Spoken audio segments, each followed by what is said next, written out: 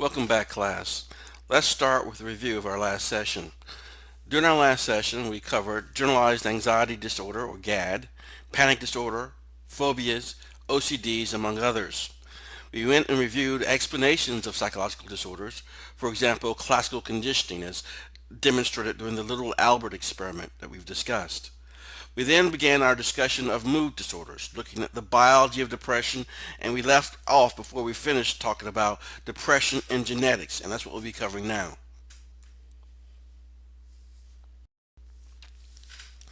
Now, when it comes to genetics, the evidence of genetic influence on depression.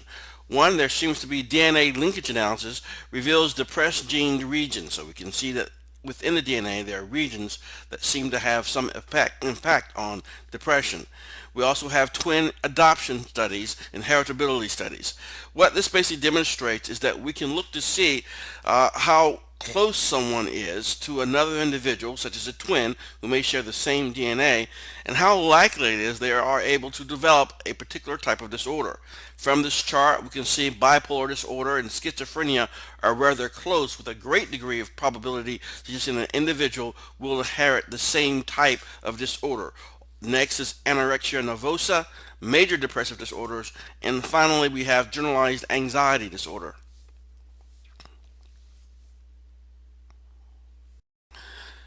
In addition, we have the brain. What impact do we see the brain on such behavior?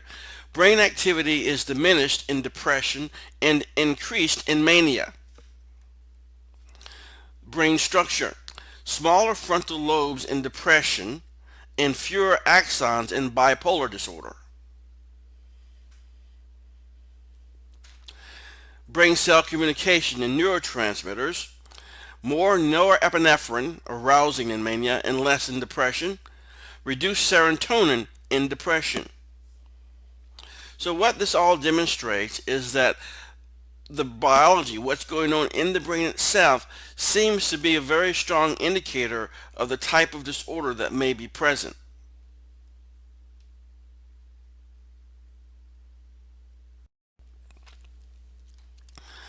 One of the other factors that play a role is going to be suicide and self-injury. Obviously, it's one of the things that may happen when someone is particularly depressed.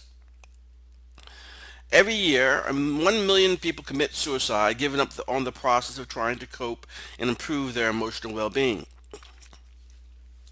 This can happen when people feel frustrated, trapped, isolated, ineffective, and see no end to these feelings.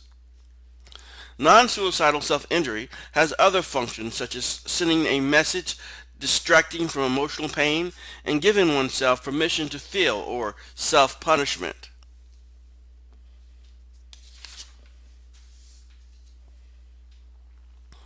Beyond the 1 million who succeed in suicide, many more attempt suicide or make suicidal gestures, acts that look like suicide attempts without clear intent to succeed. The numbers get much larger if we consider those who have had thoughts about suicide or wanting to be dead. Understanding mood disorders, the social cognitive perspective. So we have depression is associated with the following: low self-esteem, discounting positive information and assuming the worst about self, situation, and the future. Associated with learned helplessness, self-defeating beliefs such as assuming that one, the self, is unable to cope, improve, achieve, or be happy.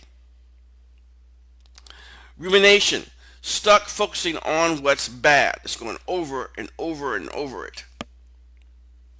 And then we have depressive explanatory style. We'll see a little bit more of that when we go to the next slide.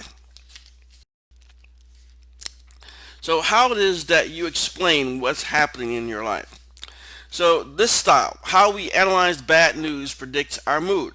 We have a problematic event, a breakup, for example, with a romantic partner. So then you make assumptions about the problem. The problem is stable. I'll never get over this. That's one explanation. The other explanation could be it's temporary. This is hard to take, but I will get through this. The problem is global. Without my partner, I can't seem to do anything right. okay, as opposed to it's a specific problem. I miss my partner, but thankfully I have family and other friends. The problem is internal. Our breakup was all my fault versus it was external. It makes two to make a relationship. It takes two to make a relationship work, and it wasn't meant to be.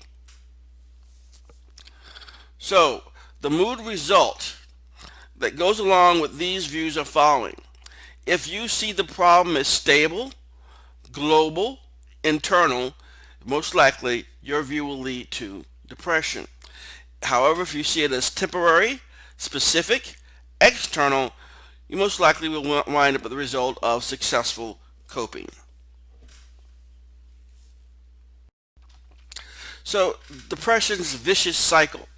A depressed mood may develop when a person with a negative outlook experiences repeated stress. So, basically, look at this. The depressed mood changes the person's style of thinking and interacting in a way that makes stressful experience more likely. So you have stressful experiences. You explain them in a negative explanatory style, which depresses your mood, which influences your cognitive and behavioral changes, which influences and makes more stressful experiences. It's a vicious cycle.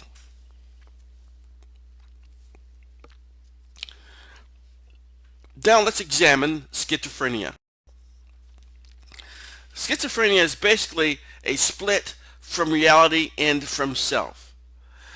We'll look at certain symptoms: disorganized thinking, disturbed perceptions, unusual emotions, some subtypes, and the onset and course of schizophrenia. And looking at some of the causes, such as dopamine overactivity, abnormal brain and anatomy and activity, maternal viruses during pregnancy, and associated genes. So, schizophrenia, the mind is split from reality. It's split from one's thoughts so they appear as hallucinations. So oftentimes, we'll see this a little bit later, but oftentimes when we hear schizophrenia, sometimes people confuse it with dissociative identity disorder, which both represent a split, but different types of splits. Here we're saying a split from reality and from one's emotions and thoughts. Psychosis refers to a mental split from reality and rationality. Schizophrenia symptoms include disorganized or delusional thinking, disturbed perceptions, inappropriate emotions and actions.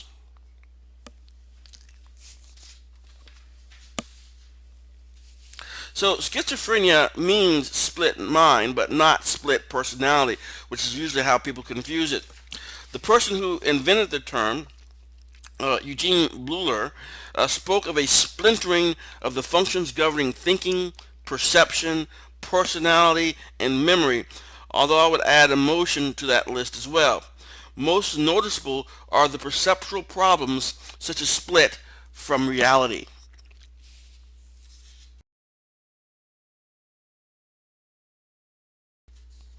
So here are some of the positive and negative symptoms of schizophrenia. Positive, presence of problematic behaviors. Remember, positive in this instance also means they're presented. The presence of problematic behaviors. For example, hallucinations, especially auditory hallucinations, they're hearing voices. Delusions, especially persecutory delusions, someone's after me. Disorganized thought and nonsensical speech and bizarre behaviors. The negative symptoms are the absence of healthy behaviors. Flat affect, meaning there's no emotion shown on the face. Reduced social interaction. No feeling of enjoyment. Less motivation, initiative, and focus on tasks. And then speaking less as well as moving less. These are the negative symptoms that we see with schizophrenia.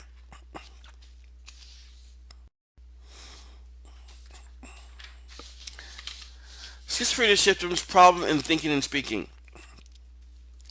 Disorganized speech, including what they call word salad. of loosely associated phrases. Delusions, illusory beliefs, often bizarre and not just mistaken. Most common are delusions of grandeur, like they believe they are God, for example, and of persecution, that everyone in the government is after them. Problem with selective attention, difficulty filtering thoughts and choosing which thoughts to believe and to say out loud. Disturbed perceptions. People with schizophrenia often experience hallucinations, that is, perceptual experiences not shared by others. The most common form of hallucinations is hearing voices that no one else hears, often with upsetting or shaming content. Hallucinations can also be visual, olfactory smells, tactile such as touch, or gustatory or taste. Inappropriate emotions and actions. Odd and socially inappropriate responses such as looking bored or amused while hearing of death. Flat affect. Facial and body expression is flat with no visible emotional content. Impaired perception of emotions, including not reading others' intentions and feelings. The schizophrenic body exhibits symptoms such as repetitive behaviors such as rocking and rubbing, and catatonia, such as sitting motionless and unresponsive for hours.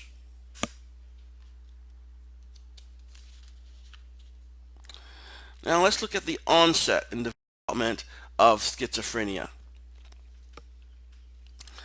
The onset, typically schizophrenic symptoms appear at the end of adolescence and in early adulthood, later for women than men. The prevalence, nearly 1 in 100 people develop schizophrenia, slightly more men than women. Development, the course of schizophrenia can be acute, reactive, or chronic. The causes of schizophrenia: acute reactive schizophrenia. In reaction to stress, some people develop positive symptoms such as hallucinations. Recovery is likely. Chronic process schizophrenia develops slowly with more negative symptoms, meaning more positive types of behaviors are no longer present. So chronic process schizophrenia develops slowly with more negative symptoms. With treatment and support, there may be periods of normal life, but not a cure. Without treatment, this type of schizophrenia often leads to poverty and social problems. Here, when we talk about course means the development of symptoms over time. Treatment can include not only medication, but psychosocial rehabilitation, exercise, psychotherapy, supervised group homes, case management, daily living skill support, and vocational programs. Without real treatment, institutionalization was once the norm, then homelessness and incarceration. Now outpatient treatment and partial hospitalization is what we normally see.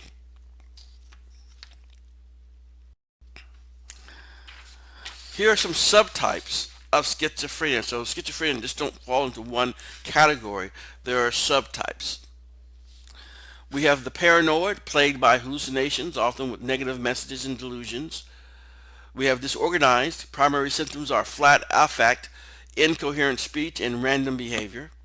Catatonic schizophrenia, rarely initiating or controlling movement, copies others' speech and actions.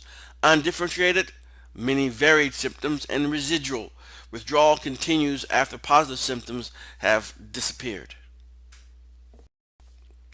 So, understanding schizophrenia. What's going on in the brain of a schizophrenic?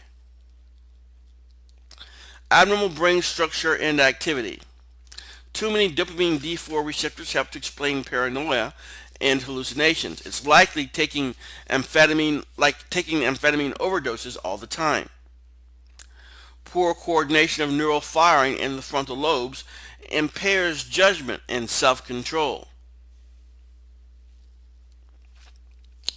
The thalamus fires during hallucinations as if real sensations were being received. And there is general shrinking of many brain areas and connections between them.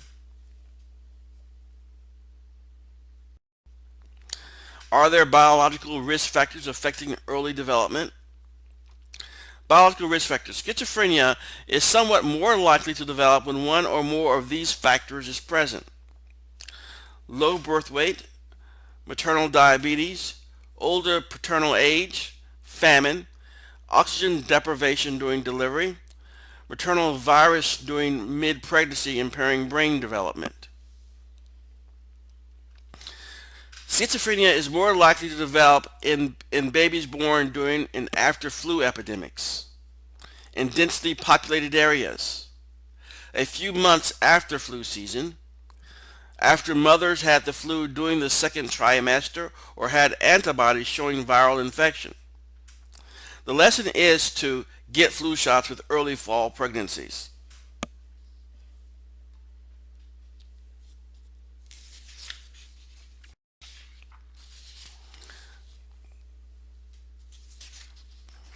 After their genetic factors, risk factors, if so, we could see more similar schizophrenia risks shared between identical twins than fraternal twins do. Schizophrenia risk for twins of those diagnosed with schizophrenia. So what we see here, the fraternal twins, their bars are much less high, whereas the identical twins, much more prevalence there. So obviously, fraternal twins, just to remind us, fraternal twins are no more than a brother and sister. They were just born at the same time. They shared their womb of their mother at the same time. Identical twins, they started off as one individual and then spontaneously split into two that share the exact same DNA. Well, this suggests there must be some role that genes play in schizophrenia, because having more genes in common means more similar likelihood of developing schizophrenia. So the genetic factors, if one twin has schizophrenia, the chance of the other one also having it are much greater than if the twins are identical.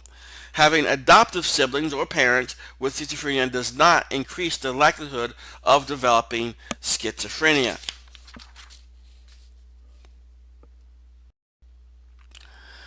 So even in quadruplets, genetics do not fully predict schizophrenia. This could be because of environmental differences. First difference, twins in separate placentas. Okay, only one of the twins has an enlarged ventricle seen in schizophrenia. So the Guinan quadruplets share genes and all have schizophrenia, but at different levels of severity. Genes may interact with an environment to produce this particular pattern.